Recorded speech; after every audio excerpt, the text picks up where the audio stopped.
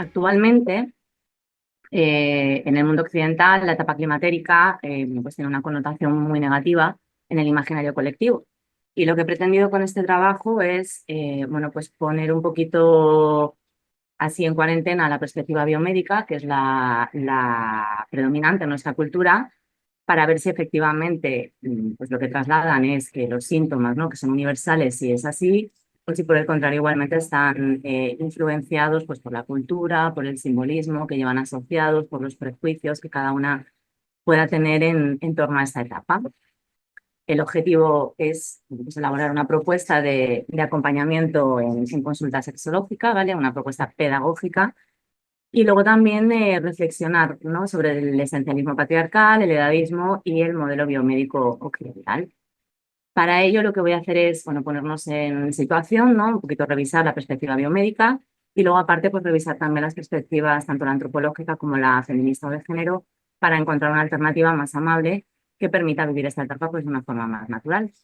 Durante toda la presentación voy a usar el femenino plural como genérico porque hablamos de personas y los términos de personas menstruantes, personas climatéricas y personas socializadas como mujeres para referirme a mujeres con la intención de ser lo más inclusiva posible. Bueno, pues vamos a empezar con la perspectiva biomédica. ¿Qué se entiende por climaterio, no? El climaterio es una etapa amplia que marca la transición paulatina de la etapa fértil a la no fértil. El climaterio se divide en tres fases. Una sería la perimenopausia, que es una etapa que se da entre 2 y 5 años antes del cese de las menstruaciones. La menopausia como tal es cuando la persona lleva 12 meses sin menstruar, ni más ni menos.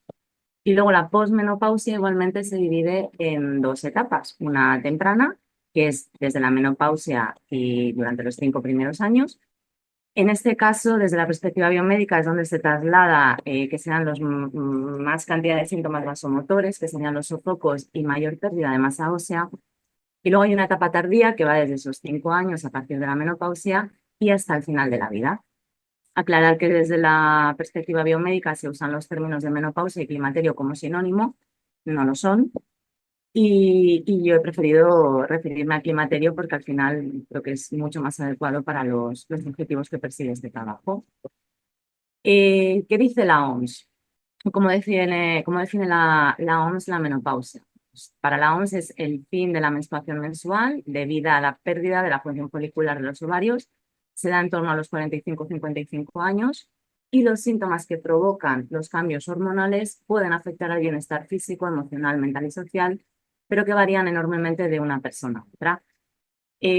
Sabemos que la OMS tiene una visión, intenta tener una visión holística, ¿no? Biopsicosocial de la salud y de la persona, pero nos está hablando de síntomas. ¿Y qué es un síntoma? Bueno, pues según la RAE es un fenómeno revelador de una enfermedad. Entonces, sí, pero no. ¿Qué síntomas, no? Esto ya he buscado la clínica Mayo, que es mucho más cañera, tiene mucho más médica. Pues bueno, desde menstruaciones irregulares, sequedad vaginal, sofocos, escalofríos, sudores nocturnos, problemas de sueño, cambios en el estado de ánimo, aumento de peso y metabolismo lento, afinamiento del cabello y piel seca, pérdida del volumen de los senos, etcétera. Estos son síntomas, pero además también podemos tener complicaciones como son las enfermedades cardiovasculares, osteoporosis, incontinencia urinaria, aumento de peso y disfunciones sexuales que se reducen a dos, o al menos se centran en dos, que son la falta de deseo, que la achacan siempre a la disminución de los estrógenos, y la sequedad vaginal, que bueno, pues entraría dentro de la fase de lo que es la excitación, ¿no? La falta de lubricación. Por tanto, desde esta perspectiva se nos presenta la menopausia como una enfermedad debida a un déficit estrogénico. Si hay una enfermedad y hay unos síntomas, habrá un tratamiento. Aclarar que desde la OMS, al menos en su web, no se establece ningún tratamiento para la menopausia como tal, pero desde la Clínica Mayo bueno, pues tienen líneas y líneas de tratamiento. La primera que proponen es la terapia hormonal sustitutiva, que luego volveremos a ella, pero la pautan para el tema de los sofocos y para también la pérdida de masa ósea.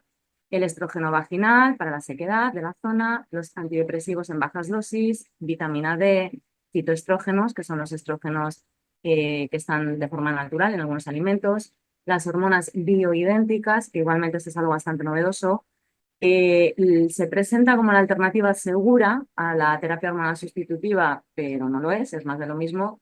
Y de hecho aquí en España no está avalado su uso ni por el Ministerio de Sanidad ni por la Asociación Española del Medicamento y Productos Sanitarios. Luego también nos habla del yoga, acupuntura, hipnosis y por último deja un huequito muy pequeño para los remedios naturales de toda la vida, que son pues el vestirse por capas, beber agua fría, buscar lugares frescos y llevar un abanico de colcho. Desde esta perspectiva se traslada que son síntomas universales. Bueno, pues ya sabemos dónde estamos, de dónde partimos. Vamos a ver la perspectiva antropológica. Desde la perspectiva antropológica, el objetivo es comprobar precisamente la universalidad de estos síntomas. E igualmente son estudios que tienen en cuenta no solo variables fisiológicas y biológicas, sino también psicológicas, educacionales, socioeconómicas, culturales y actitudinales. Pues pongo aquí varios estudios, encontré muchos más, ¿vale? Pero bueno, los que pasé distintas décadas. El primero, Marcia Flynn, que más Carla creo que había hablado de ella, en el 75 con personas climatéricas indias de la casta Rajput, en la región de Rajasthan. Una década después nos encontramos con Margaret Lock, con las personas climatéricas de Japón. Y luego también otra década después, en el 97, bueno, pues Punya Forta, Gennerstein y Lambert con personas climatéricas tailandesas. Otros ejemplos o casos similares, pues los que en Etiopía, los Ipéritas de Dakota del Sur, la tribu Ulithi de Micronesia o los bantúes de Sudáfrica. Con todas estas culturas, tribus, se han hecho estudios, ¿vale? Y lo que se ha concluido es que estas personas trasladaban muy pocos signos relacionados con la menopausia, debido a que el estatus social de todas ellas mejoraba al entrar en la etapa climatérica. Y además esta etapa se percibía como una transición natural del ciclo vital. Igualmente se ha encontrado que las variables nivel de estudios, ocupación laboral, número de criaturas, edad y estado de salud previo, tanto el físico como el psicológico, influyen en la vivencia del climaterio, así como las actitudes previas que se tengan sobre esta etapa. Esto es importante.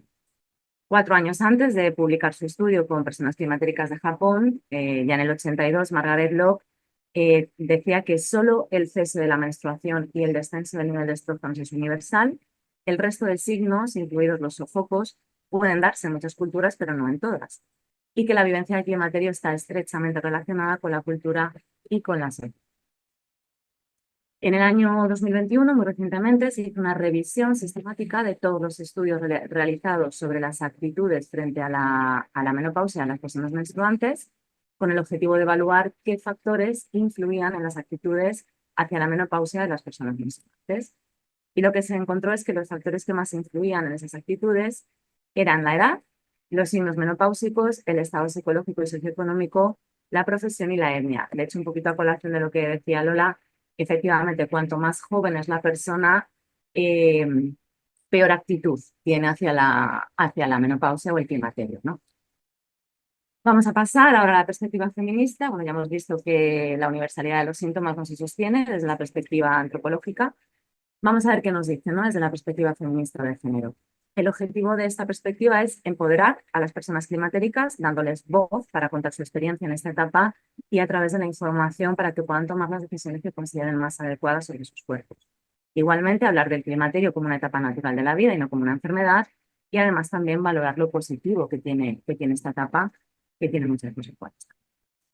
Ana Freisas, que la hemos estado nombrando con el libro Yo Vieja. Bueno, yo el libro que me he leído es el de Nuestra Menopausia, una versión no oficial.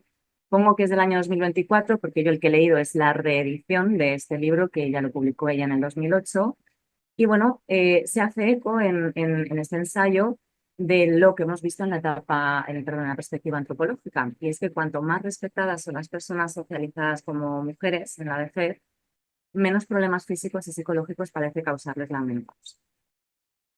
Igualmente, Ana Freisas en este ensayo nos informa que la menopausia como enfermedad es un invento reciente y el culpable no es otro que un médico canadiense, Robert Wilson, que en el año 66 publicó un libro con un título fantástico, Feminine Forever, bueno, en el cual presentaba, perdón, que esto es importante decirlo, este médico estaba financiado por una farmacéutica, ¿vale? Es importante.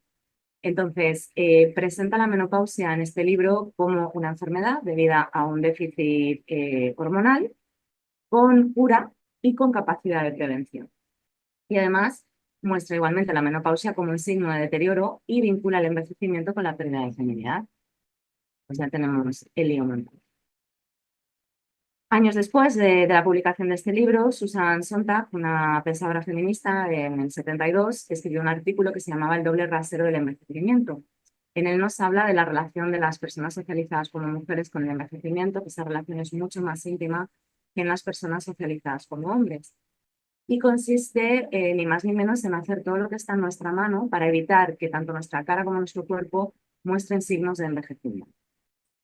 Para ella, este artículo igualmente traslada que para la sociedad la vejez en personas menstruantes es sinónimo de fealdad, y esta idea además está inscrita en el imaginario cultural a través de figuras como puede ser las brujas, la madrastra, la virago, etc. Una frase que resume muy bien, y que posiblemente habréis escuchado en alguna ocasión, que resume muy bien todo lo que dice Sontag, es este, además lo dijo ella, que mientras los hombres maduran, las mujeres envejecen. Vámonos a la década de los 90, que es la década en la que se empieza a teorizar desde el feminismo propiamente, ¿no?, sobre la menopausia y el climaterio. Aquí encontramos a varias autoras, a Germaine Greer, Gail Sheehy, Betty Friedan o Margaret Boulez. Todas ellas en sus obras presentan el climaterio como una fase natural de la vida, animando a las personas climatéricas a ponerse en el centro de su mundo y a empoderarse a través de la información para tomar las mejores decisiones para ellas y para sus cuerpos durante esta etapa. Igualmente nos hablan del edadismo de la sociedad con las personas climatéricas y de cómo se hace una construcción cultural del envejecimiento como una enfermedad a la cual se expone a las personas en la adolescencia y que se desarrolla en torno a la mediana edad. Es una enfermedad que obviamente no, esa construcción, no discrimina entre géneros y cuyo objetivo es que seamos pesimistas al pensar en el futuro. Todo esto de la construcción cultural del envejecimiento lo traslada Margaret Boulez en su obra, y para ella no es un problema individual de la persona, sino que es un problema colectivo, es un problema de toda la sociedad. Igualmente, Betty Friedan en su obra traslada que los prejuicios sobre el climaterio pesan mucho más sobre la vivencia de esta etapa que los sofocos o cualquier otro síntoma. La solución que plantean, desde la formación de comunidades antiedad al concepto de identidad de edad como forma de contar nuestras historias de ser y llegar a ser a lo largo del ciclo vital. Igualmente, hay que poner en valor la riqueza de experiencias y de sabiduría que pueden aportar las personas climatéricas, abogan por una mayor visibilidad y valoración de las personas socializadas como mujeres en todas las etapas de nuestra vida. En esta década también, en la década de los 90, la terapia hormonal sustitutiva se convierte en el tratamiento estrella para el climaterio, aunque su uso ya había empezado en los años 50, y ya en los años 70 nos encontramos con la primera epidemia de cáncer de endometrio. Bueno, todo esto lo explica, lo traslada Carmen Mosquera Terreiros en un artículo escrito en el año 2017 y publicado en la revista Mujeres y Salud. Carmen Mosquera es una médica epidemióloga española y para ella la terapia hormonal sustitutiva, y en este artículo, la presenta como el mayor caso de iatrogenia de la historia de la medicina, financiado por los lobbies farmacéuticos y en connivencia con la clase médica y la clase política. Para que os hagáis una idea, hasta el año 2002 no salieron los primeros resultados de los estudios que se habían realizado sobre la aplicación de la terapia hormonal sustitutiva. Estamos hablando que se habían empezado a dar su uso en los años 50.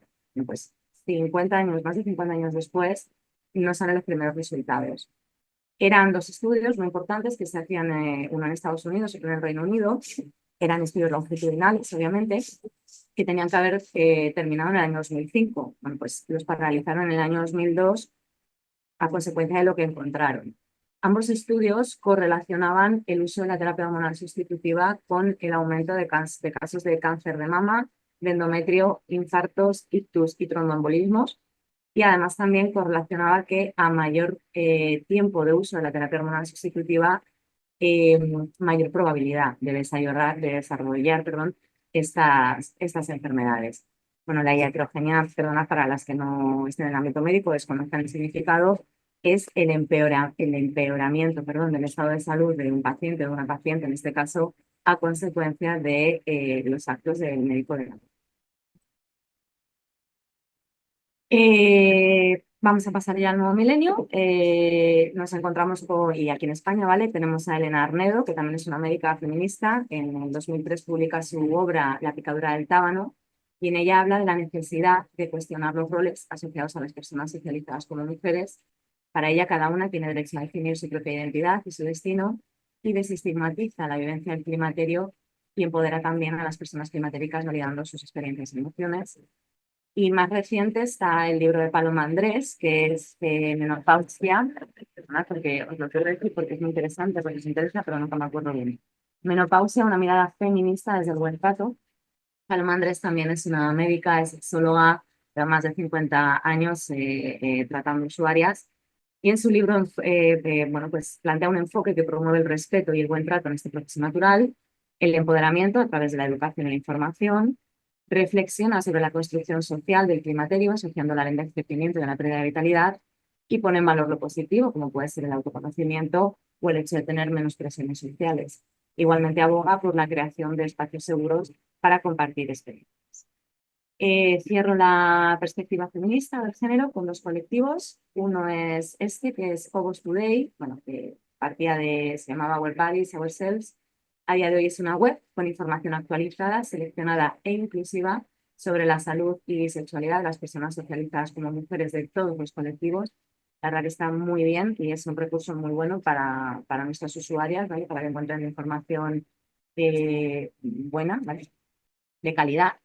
Y aquí en España tenemos la revista Mujeres de Salud, fundada en el año 96, está formada por profesionales de distintos ámbitos con perspectiva feminista, con el objetivo de elaborar información científica y rigurosa dirigida a las personas socializadas como mujeres y a profesionales que quieran atenderlas desde una perspectiva biopsicosocial.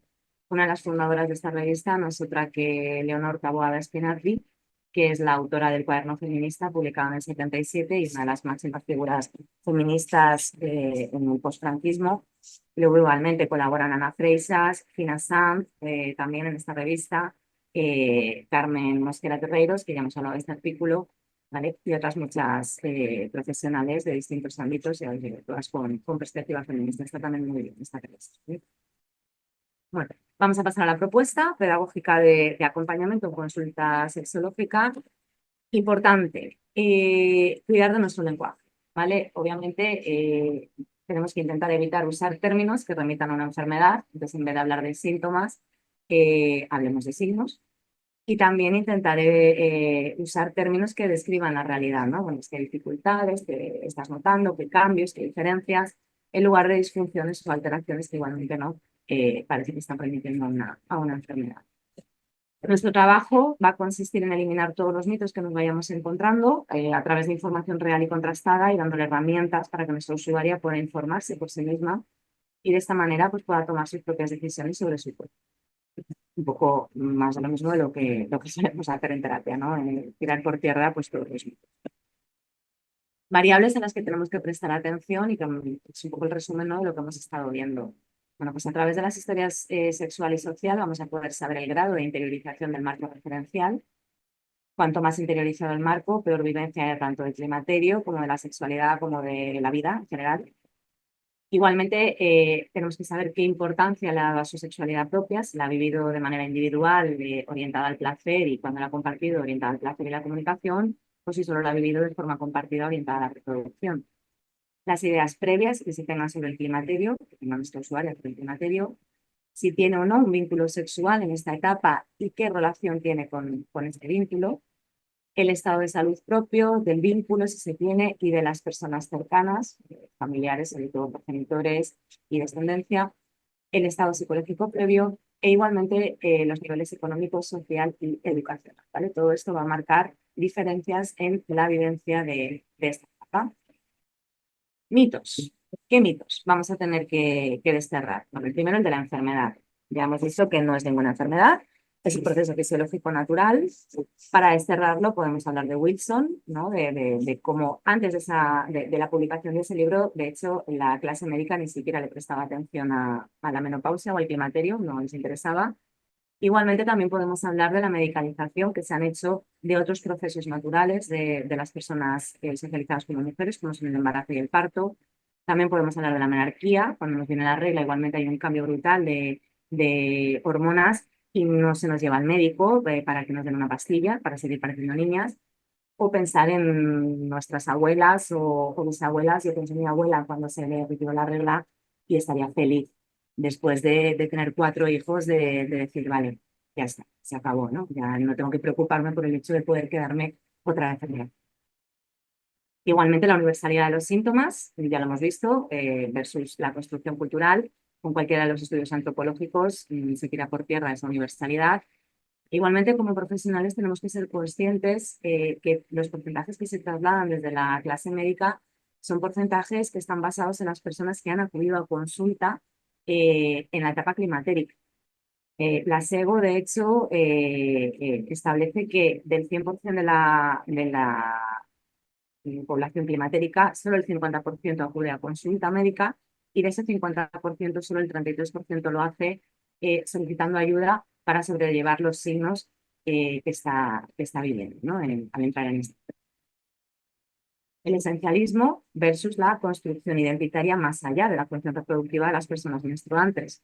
O sea que ya sabéis, tenemos que hablar del patriarcado, tenemos que hablar de la tradición judeocristiana y del papel que nos deja la religión a las personas socializadas como mujeres o la esposa y madre o la puta. Y entre medias, pues te buscas la vida, ¿no? E igualmente tenemos que hablar del placer y de la comunicación. También tenemos que hablar del edadismo, ¿no? Y de cómo esta sociedad, con el cumplir de los años, nos va invisibilizando, ¿no? Aquí, bueno, un poco sin diferenciar géneros, pero ya sabemos también que se suele cebar más con el género femenino. Una buena, bueno, igualmente, ¿no? Poner en valor la sabiduría que aporta la experiencia. Como dice el dicho, sabe más el diablo por viejo que por diablo, ¿no? Una de las formas que podemos hacer ver a esta invisibilización, perdón, de la sociedad con el cumplir de los años, ¿no? Bueno, pues en los anuncios de televisión o en los anuncios de las revistas, pedirle a nuestra usuaria, ¿no? En un fin de semana, oye, anota el número de anuncios que veas en la tele, de esos anuncios en cuanto salen personas con más de 60 años, cómo se presentan esas personas, si se las presenta saludables, joviales, atléticas, se les presenta bien o si se las presenta, pues eso, con decrepitud, senilidad, enfermedad, y qué papel tienen en ese anuncio, ¿no? Si es un papel protagónico o es un papel secundario o sin ningún tipo de impacto. Igualmente, la juventud y la fertilidad como sinónimos de belleza. Tenemos que volver a hablar aquí del patriarcado, de los cánones de belleza irreales y de la variabilidad de los cánones de belleza que ha habido a lo largo de la historia. El canon actual de belleza es un canon creado a partir de los años 80, en el cual lo bello, ¿no? La belleza es una mujer delgada, con pecho, con bastante pecho y por lo general con piel clara, ojos claros y pelo claro. Bueno, igualmente tenemos que desmontar el mito del objeto sexual versus sujeto deseante. Volvemos al patriarcado, siempre volvemos al patriarcado, la educación diferencial, el egoísmo positivo y la responsabilidad, ¿no? del placer propio. De hecho, con el cumplir de los años, las personas socializadas como mujeres ya ni siquiera somos objetos sexuales. O sea, es que no somos, no se nos ve, no valemos para eso. Y por último, el reduccionismo biologicista versus la perspectiva biopsicosocial, como hemos estado comentando y ya comentado también mis compañeras y todo lo que hemos estado viendo a lo largo del máster. No solo somos signos biológicos, hay muchas cosas alrededor de las personas. El climaterio no se da en un vacío existencial y bueno, pues todo lo que hay alrededor de una persona socializada como mujer en torno a los 50 años es mucho, ¿no? Desde pues lo que hemos hablado, ¿no? Tener que cuidar de padres o madres enfermas, si se tiene descendencia o no se tiene, la cantidad de esa descendencia, que también hemos visto que influye, si son adolescentes, si se ha dejado el nido, se ha quedado el nido vacío, si tenemos vínculo en esa etapa y qué relación tenemos con ese vínculo, etcétera, ¿no? Daros las gracias, ya termino, y dejaros con esta frase, que la objetividad es el nombre que se da en la sociedad patriarcal a la subjetividad masculina. Muchas gracias.